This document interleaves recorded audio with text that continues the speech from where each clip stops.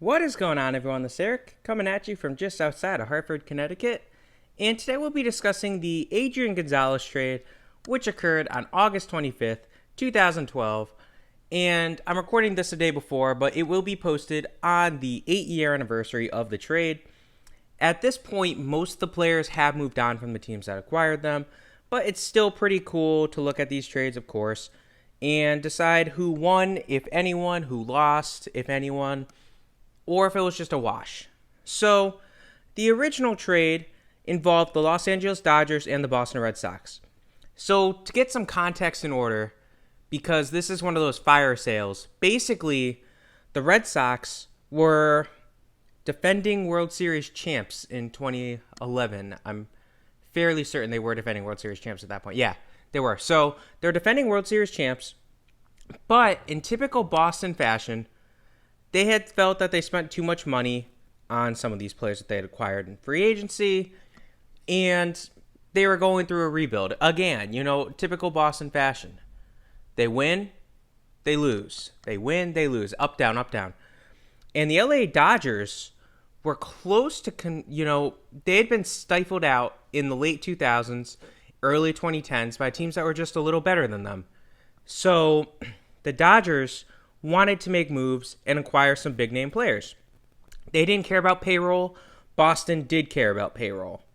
So, with that in mind, we get to the trade itself, in which the LA Dodgers would acquire first baseman Adrian Gonzalez, starting pitcher Josh Beckett, outfielder Carl Crawford, and infielder Nick Punto from the Red Sox in exchange for first baseman James Loney, infielder Ivan DeJesus Jr., and pitchers Alan Webster and Ruby De La Rosa, along with outfielder / first baseman Jerry Sands. So how did this trade work out for both sides? Did anyone truly win, like I'd mentioned? Did anyone truly lose? Well, we'll start with the Dodgers side since they got the big names.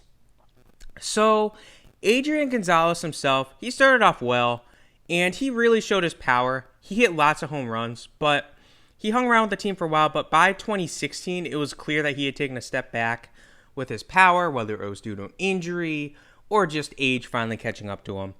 And he gets traded after the 2017 season, which was pretty much a lost season for him. Injuries just completely ruined it. Now, he's included in this trade with the Atlanta Braves, in which the Dodgers would acquire outfielder Matt Kemp in exchange for Adrian Gonzalez, infielder Charlie Culberson, and starting pitchers Scott Kazmir and Brandon McCarthy. Now, again, to put this trade in context, the Braves were just looking to shed some payroll for a rebuilding 2017, or after a tougher 2017 and looking towards the future, while the Dodgers, again, wanted to shed some payroll and eat some dead money, but not have the salary, not have the spots on their team. So we'll get to the Braves, how they did in a second. But Matt Kemp, he actually had a decent season with the Dodgers. He had, a high average, but he didn't show that much power, so it was kind of a little different than they were used to. And he ends up getting traded to Cincinnati. Now, this trade has already been discussed in the Yasiel Puig video, in which Kemp is traded to Cincinnati. If you have not seen that video, I would definitely recommend checking it out just so you know what I'm talking about. But back to the Dodgers. That was their only trades in this video. So Josh Beckett, he has an injury-plagued 2.5 seasons with the Dodgers, but he did end up throwing a no-hitter for the team during 2014, in between stints on the injured list, or disabled list at the time. So Beckett was kind of just bad salary, but he did end up playing well, like I said, and he retires. So he did retire technically as a Dodger. Carl Crawford, he just had a disappointing 4-year tenure with the team. He really was good in Tampa, and then Boston overpaid for him, and LA just kind of took it too. He was so streaky, and specifically with his time with the Dodgers, he kept getting hurt. So he would go on the DL for a month, come back for 3 weeks, go back on the DL for 2 weeks, come back for a month. It was just so inconsistent. And he ends up getting designated for the assignment in June of 2016. So he basically hung around for, like I said, 4 years. Well, the last player involved, Nick Punto, he had a decent 1.5 seasons with the Dodgers before he finally walked and became a free agent. Then we get to Boston. So, as you can tell looking at the WARs, Boston didn't necessarily have a good trade here. But it's not a failure of a trade for them.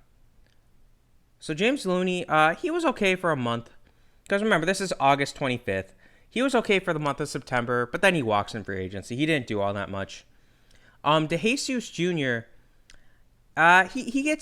he only gets 8 at-bats for Boston, and he strikes out 6 times in those 8 at-bats. So let that show you right there how unvaluable he was. And I'm going to group him with Jerry Sands here. And Jerry Sands only played in minor league baseball for the Red Sox organization. Now, why did I mention those two? They're grouped together because DeJesus and Jerry Sands were traded along with pitcher Stolmy Pimentel and relief pitcher Mark Melancon to the Pittsburgh Pirates in exchange for utility man Brock Holt and pitcher Joel Hanrahan. And I do apologize if you hear thunder in the background. It is storming outside right now. That's why I kind of froze up there. I just wanted to make sure everything was okay. So I do apologize for that. But getting back into the video. So Brock Holt had a decent role in Boston for 6 seasons. So he serves as a big-time utility man. He came in clutch in a few moments, as we saw in the playoffs, specifically in the 2018 run. He's been a valuable player for that team. Boston does not regret this trade because Brock Holt was a good pickup for them.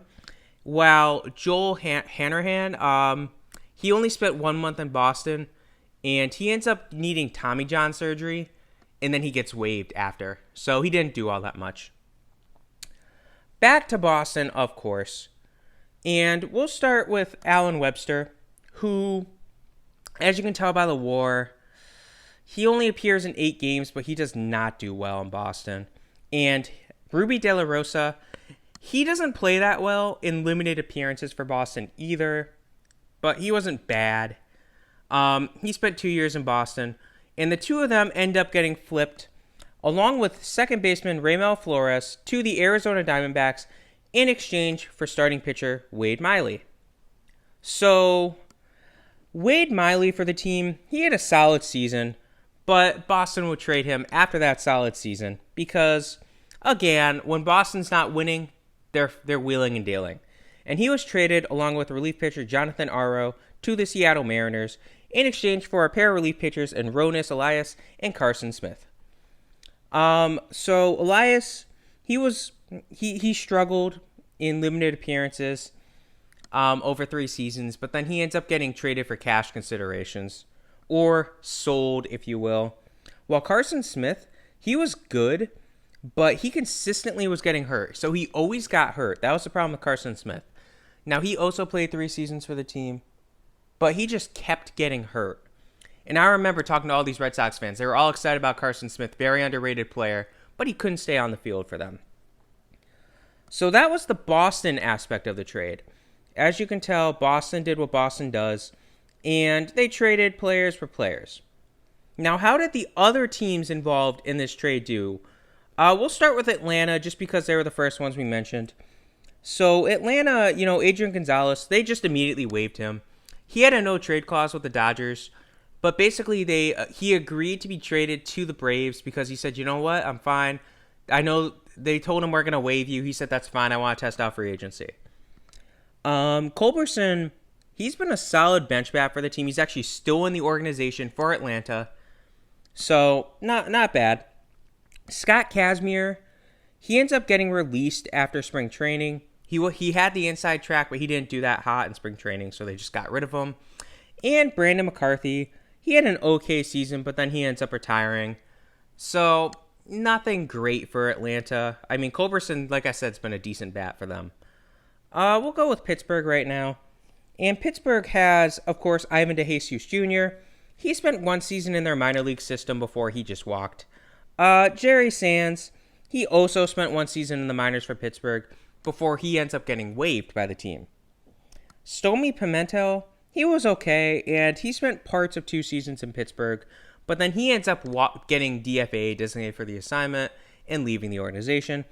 And the big name for them was relief pitcher Mark Melancon, who was a solid closer for the team. He spent 3 years as the team's closer, and he ends up getting traded. I believe it was actually to the Braves.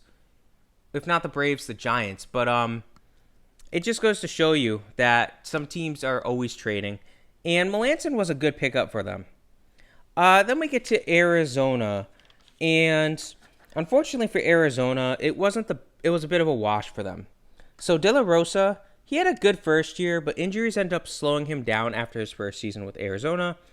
Alan Webster, he just struggled for one season before getting DFA, designated for the assignment. And Raymel Flores didn't even make the majors for the team before they get rid of him. Last but not least, we get to Seattle. And Wade Miley, he had an okay half season with the Mariners before he himself was traded. And Jonathan Arrow, he spent one season in Seattle before getting designated for the assignment. So that's the whole trade here, the Adrian Gonzalez trade, which occurred at the time of this posting exactly 8 years prior, August 25th, 2012. So if you look at the trade, who won? Well, simply put, the Dodgers. However, their payroll took a hit, but it's the Dodgers. They have money. They had a combined WAR of 18.2. Boston did well, getting a 9.9 WAR. Now, the vast majority of that did come from utility man Brock Holt. If you take him away, they only got a 1.4 WAR. So obviously, the team didn't do that great in the trade, hold one player. But again, I'm not going to take him out. He did get acquired in this. So Boston, 9.9 WAR.